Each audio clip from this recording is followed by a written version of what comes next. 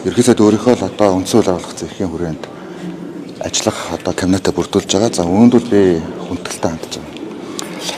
За зүгээр нэг томилгоон дээр шулуухан хэлгээд эргэлзэж байгаа. Энэ бол бэнк хоёрын томилгоо. Яг гэвэл энэ хүнтэй холбоотой нэлээд ноцтой одоо авилгалын асуудлыг би авилгалтай тэмцэх газар өгсөн байна. Тийм ээ. Нэг үгэрлэл одоо бод группээс 110 сая долларын одоо ийм хэрэг гэдэг бол нэлээд ийм том дүнтэй ийм ноцтой асуудал. Тэгээд энэ хүн энэ дундаас одоо 1 сая доллар авсан гэдэг ийм гэрчийн мэдүүлэг. За тэгээд нэг гэрчин жишээлбэл одоо Сумын газар дарга энийг бол нээлттэй постлсан байгаа шүү дээ. Голомтын баясгалантай хамт, Амондратай хамт Сумын газар. За тэгээд бэнк хоёр гэдэг ийм дөрвөн уулзсан. За гэтэл энэ яагаад шалгахдаггүй вэ? Тэгээ одоо яагаад энэ хүнийг Эрдэнэс 5 толгой хариуцдаг хэрэглэх газар дээр авчиж томилж байгаа юм бэ гэдэг ийм асуудал. Энд бол би одоо нэлээд эргэлзэж байгаа. Яагаад ийм томилгоо хийх болов? Би бол өөрт байгаа энэ 110 сая долларын одоо мэдээллийн задаргаагаар дамжуулж одоо төрийг барьцаалж гэнэ гэж харж байгаа. Тийм одоо state capture гэж ярьдаг юм ойлголт байдаг. Нэг өөрөлдөл өөртөө байгаа мэдээллийг одоо ил болгохгүйгээр өөртөө ашиглаар эргүүлэх. За өмнө нь бол энэ бодийн сонсголтой холбоотой асуудал дээр нэг өөрөлдөл яг үнэн бодиттой мэдээллийг нуун дарагдуулсныхаа төлөө өнөөдөр хүртэл энэ хүн галбан тушаал томилогдоод байж бас магадгүй байгаа шүү дээ. Тэгэхээр энэ ингээд улсын их хурал дээр төр хороо байгуулагдаад сонсол хийгдэх ийм явт яваад улсын их хурлын гишүүдийн гарын үсэг зурагдж байгаа үед яагаад тэр бүх материалууд байгаа хэрэглэх газрын дараагаар томилж байгаа гэдэг бол одоо туйлын хэрэгэлцээ дагуулж байгаа. Эсвэл энэ хэргийг нуун дарагдуулах гэдэг юм уу? За аль эсвэл энэ ерөөсөө одоо жишээлбэл шалгахгүй гэж байгаа юм. Тийм ээ? Шалгахгүй гэж байгаа юм.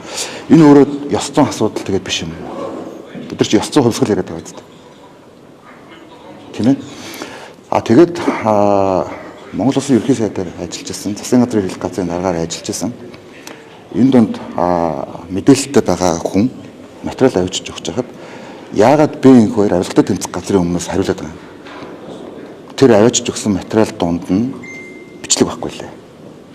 Тэр нэг тийм ноцтой асуудал биш үлээ гэд ноцтой үгүйг авилгатай тэмцэх газар мэдэх болохоос биш. Эсвэл бэнк хоёр өөрийгөө шалгаад байгаа юм. За дээрэс нь яагаад аюур сайхан гэнт ярилцлага өгөх болов? За яагаад ган хуйг гэдэг нь хугацаанаас өмнө суллагдах болов шүүхтэй. Энд чинь ингээд тохиороор ажиллаад байгаа маш ойлгомжтой юм зүйл байгаа зү. Ган хуйг чинь тэр үеийн одоо бодтой холбоотой Эрдэнэс 5 толгойн захирлаар ажиллаж байсан шүү дээ. Удаан жаргал нь гашуун сухай төмөр замын захирлаар тийм ээ.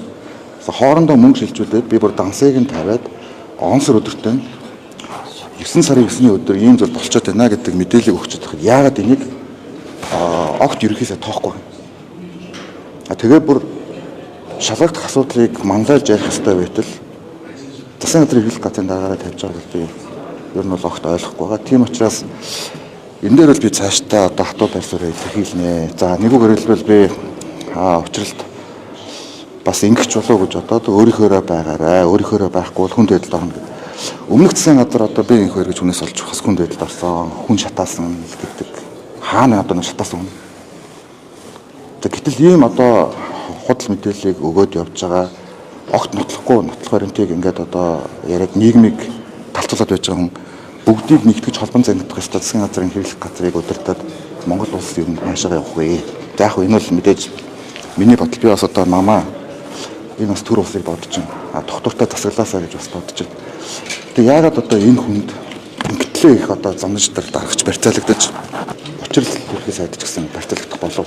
Хиний захиалга албанд яваад энэ хүнийг зайшгүй ажиллах ёстой гэдэг юм гэдэг ийм асуудалтай туйлын одоо анхаарал би бас Монгол улсын нийгэмчдэр хэвлэл мэдээллийн тав хүнчдэр одоо энэ дээр анхаарал хандуулсаа гэдэг. Ер нь яг одоо энэ бод групптэй холбоотой жишээлбэл өнөөдөр төрийн бүх институцийн хэвлэл мэдээллийн байгууллагын ажилтнууд одоо эгэл телевизэд ажилласан хүмүүс байна. Асар их хэмжээгээр энэ мэдээллийг нуун дарагдуулахыг оролдож байна. Асуудлыг одоо өөр байдлаар тайлбарлахыг оролдож байна. Гэхдээ парламент дээр жишээлбэл тэр бичлэгийг үзэх боломж байгаа шүү дээ. Тэгэд яагаад энэ хоёр дундуур нь ороод бичлэг байхгүй гэдэг. 2 цагийн бичлэг байгаа үгүй гэж би одоо бодлоо юм. Тийм ээ. Тэгэхээр энэ нь бол их ноцтой асуудал юм а. Ингээд цаашаа явбал одоо бид нэр төр тэтгэл за гүйцэтгэх засаглал авилгалтай тэмцэх үгүйтэй холбоотой асуудал туйлын хэрэгэлзээ үүснэ. За цөмгтэй холбоотой асуудал гарахад би өөрийгөө ихтгэл үзүүлэх асуудлыг оруулад парламент итгэл үзүүлээгүй гэдэг шалтгаанаар би огцорсон. Нэг өөрөлдөл би олон нийтэд туйлын хүндэтгэлтэй хандсан. Тэрнээс биш та нар гарын үсгээд зуруулаад огцроо гэд ингээ яваад байвал яваад ах байсан тийм ээ. Нэг өөрөлдөл би олон нийтийн сэтгэлзүүд хүндэтгэлтэй хандсан. Гэтэл ийм асуудал гарчаад байхад яагаад одоо тийм ээ энэ хоёр дээр одоо дабл стандарт үйлчилдэг. Чинь би ноцтой асуудал яриад байна шүү дээ.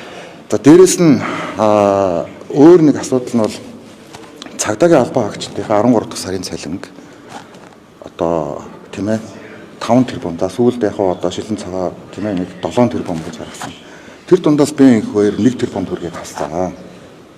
За энэ болтошгүй биш би бодтой мэдлэг ярьж. Туслах нь даваад өрж гэж хүн энийг зөөж авсан. Энэ бол одоо нямжиг гэж хүний офстер болсон асуудал тийм ээ. Нямжиг гэж хүний офстер болсон асуудал гэр чинь мэдүүлэг өгсөн. Тэрбум төгрөгийг 2 хувааж авсан тухай мэдээлэл байгаад байгаа шүү дээ. За сүүлийнх нь 500 саяг аваад 500 саяын нь одоо 100 сая нь дутуу байсан гэж хэрүүл хийсэн тухай. Ийм одоо мэдээлэл яриад байгаа шүү дээ. Тэг ийм тодорхой зүйл яригадаад байж хад яагаад энэ хүнийг хамгийн их мэдээлэлтэй засгийн газрын бүх материалыг оруулдаг засгийн газрын хэрэглэх газар дээр албан тушаал дэвшүүлэн тавьж байгаа юм байна. Энийг л би ойлгохгүй. За бусад сайдуудын хувьд бол би хүндэлтэй хандж байгаа. За дээрэс нь яг нэг зүйлийг хэлэхэд ерөнхий сайдын томилж байгаа сайдтай холбоотой ямар нэгэн одоо хүнтэй холбоотой ч юм уу нэгч байр суурийг миний хувьд огт илэрхийлээгүй. Энийг би албаасаа хэлье. Өөрөө л одоо сайдуудаас сонгож авч байгаа. За тэрч бүхэл би бол одоо зарим хүмүүст бол засгийн газарт орж ажиллах нь бол одоо буруу юм аа гэж өөрийнхөө байр суурийг бол нээлттэй илэрхийлсэн байгаа. Нэг өөрөлдвөл жишээ номтой 2. Ягаад гэвэл жишээлбэл номтой 2 гишүүний хувьд бол бодийн сонсгол хийх явж байгаа. Тийм ээ. За бодтой холбоотой сонсгол хийх гарын үсэг цуглуулж байгаа хүн шадар сайд болчихоор одоо тэгээд энэ хийгдэн гэсэн үг, өө зогсон гэсэн үг. Бас энэ бол ингээ эргэлзээтэй асуудал болж байгаа шүү дээ. За бусад асуудал за жишээлбэл одоо номын сайдын асуудал гэсэн намайг томилуулсан гэдэг ч юм уу иймэрхүү яриа явуулах гэж бас оролдож байгаа шиг. Энд бол би огт оролцоогүй гэдгийг хэлье. Тэр хүн өөрийнхөө шийдвэрийг гаргаж байгаа, ерөөсөө өөрийнхөө шийдвэрийг гаргаж байгаа. Би угаасаа хүний томилгоо ч юм уу нэг ийм жижиг сэжиг төрөлд оролцох бас дуртай хүн болчихъе. Тэгэхээр энийг бол би бас ингээ тайлбарчин зүйтэй болов уу гэж бодож байна. За энэ засгийн газар ингээ бүрдснээрээ мэдээж одоо намын дарга ерхий сайдаар ажилласан хүмүүс эв нэгдлээ сахиад явж байгаа. Авчраа болоод нийгмийн олон асуудлууд шийдвэрлэхийг бол би дэмжиж байгаа. За гэхдээ гинт тэргийг нуунд харагдуулах тийм ээ. За энэ дунд одоо жишээлбэл энэ парламентын бүрэлдэхүүнтэй холбоотой ямар нэгэн асуудал төр хууль даныг бол би огт дэмжихгүй. Энэ дээр бол би өөрийн хувьд хатуу зарчмын байр сууриа цааш барьсаар болно гэдгээс илэрхийлье гэж бодож байна. Энэ хамгаалалыг хийснээр тэгэхээр одоо хуулийн байгууллагад өгсөн юу хэргийг одоо шалгах боломжгүй болсон. Боллоо гэж. Гэхдээ тэр чинь засгийн газар өөрийнхөө ихтгэл үнэмшлийг үүнийг үл тоож байна гэдэг байдлаар илэрхийлж байна гэж би харж байна. Нэг өөрөлдөл хуулийн хяналтын байгууллагын ямар мессеж өгч байгаа. Тийм ээ битгий шалгах гэж байгаа. Гэхдээ тэгсэг үүдтэй юм чинь. Эсвэл одоо хэрэглийн сайд болгоод шалгая. Тэр нөгөө нэг 5 толгойтой холбоотой бүх мэдээлэлтэй ойрхон байдаг учраас илүү хэрэгтэй гэж бодоод байгаа юм уу? Чи шал логикийн хувьд энэ аль ч одоо арчсан улсад хязгаарч ийм том хэмжээний асуудал болчиход байхад албан тушаал дэвшүүлээд тавьдаг ийм одоо логикгүй зүйл байхгүй. Тийм учраас бид бас ёс зүйтэй ийм нийгмийн эрхэмлэе гэдэг ийм одоо хэлцүүлэг өрнөж шүү дээ. Тэгээд 110 сая долларын асуудал. Тэгээд тэр дундаа инквайри сайд 1 сая долларыг авсан гэдэг авилгатай тэмцэх газар өгчөөд байхад тийм ээ. Дээрээс 1 тэрбум төгрөгийг авсан гэдэг гэрчүүд нь гарч ирчээд байхад одоо энэ үнийг дэвшүүлэн тавьж гинэ гэдэг логикийг би ойлгохгүй. За бусад сайдуудын хувьд бол би одоо хүндэлтэй хандж байгаа гэдэг нь бол ерхий сайдын бүр ирэх юм аа. За бичлэгийн хувьд 2 цагийн бичлэгийн хувьд та бас өөр ирэх гэсэн юм уу? Асуулт өрөлтөнд хариулахдаа тийм 2 цаг шиг байхгүй. За би үүнийг авилгатай тэмцэх газрын мэдээлэл дээр энэ бичлэг байгаа хүмүүс за гэрч. За гэрчийн хувьд бол юу вэ гэхээр парламентд буюу төр хороонд одоо гэрчийн эрх зүйн хамгаалтанд ороод энэ бичлэгийг тавина гэдэг зүйлийг хэлсэн байна. Энийг бол авилттай тэмцэх газар бүтэн мэдж байгаа. За тэр зүйл донд хэн байгаа тэр бичлэгэн дээр ямар асуудлууд байгаа вэ гэдэг асуудлууд бүгд байж байгаа.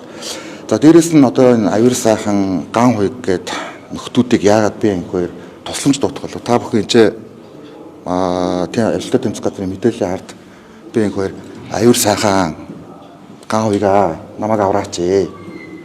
За тэгээ маргааш нь ярилцсанд орж байгаа. Би яг нийгмийг бухимдуулахыг нэг хүсэхгүй байгаа учраас бас энэ асуудлыг нэг яриаггүй. Тэгээд өөрөөсөө бас энэ асуудлыг гаргаж тавьж байгаа учраас аюур сайхан ган хуйг удаан жаргалнаар тэр одоо 110 сая доллароос 25 сая долларыг энэ гурав одоо авсан байж болцсохгүй гэдэг ийм мэдээлэл байгаа тэр бичлэг дотор. 25 сая доллар. Би тэгэхээр 25 сая доллар. Тэгэхээр яагаад энэ хүмүүс бужигналдаад ингэ сандралдаад унваа? Тийм ээ? Юу ингэ хөдлөд гэлээ? Яагаад бясалгалын захирал тэгтлийг худлаа ярих болов? Чин 4 хүн уулзчаад огт уулзаагүй. За уулзсан өрөө нь бол одоо энэ нийслэлийн хажууд байгаа Голомт банкны одоо өөрийнх нь офис ийм мэдээлэл надад өгсөн. За бүр тусгай тогтчулсан одоо бичлэг хийгддэг утас унгаагчтай ийм өрөөнд дөрвөл болцоо. За энийг ингээд хүмүүс гэрчлээд байгаа шүү дээ. 2 хүн. Гэхдээ тэгээд туйлын байгууллага нүүрэлт болдох юм уу? Сонсол дээр автар асуудаг юм уу? Тэгэхээр энэ бол туйлыг хэрэгэлзээд агуулж байгаа. Тийм учраас энэ дээр би нуухыг оролдох тусам улам энэ асуудлуудыг гаргаж тавина. За дээрэс нь би нэг тийм сенсацтай мэдээлэл хийгээд тэр нь хоосон байсан зүйл өнгөрсөн хугацаанд хэзээч байхгүй. Та бүхэн мэдэн би Эрдэнэтийн асуудлыг гаргаж тавьжсэн. Ойдлогын асуудлыг гаргаж тавьжсэн. Хийхээ нэгдсэн шийдвэрлэгцээ. За энэ хоёрыг би шүүхт өгсөн байна. Шүүхтэр одоо өөрөө нотлох баримтаа гаргаад бүх асуудлуудаа тогтоох хэрэгтэй шүү дээ, тийм ээ? Тогтоох хэрэгтэй. За миний бас гаргаж тавьсан асуудлыг одоо авилттай тэмцэх газар шударгаар бас шалгаж тогтоох хэрэгтэй шүү дээ. Тэхийн тулд албан тушаалаар халахвчилж болохгүй шүү дээ. Одоо тэр 5 толгой дээр байгаа материалуудыг задлуулах юм. За тэр одоо жишээлбэл Голомт банкнаас шилжүүлсэн тэр дансны гүйлгээнүүдийг хэрэглэх газрын дараагаар устгуулах юм. За дээрээс нь тэр мөнх өрдөн гэж залуу зөвлөх үйлчлэгийн компаниараа дамжуулаад мөнгө авсан байгаа даа шүү дээ. Тэр материалуудыг устгах гэж ирсэн.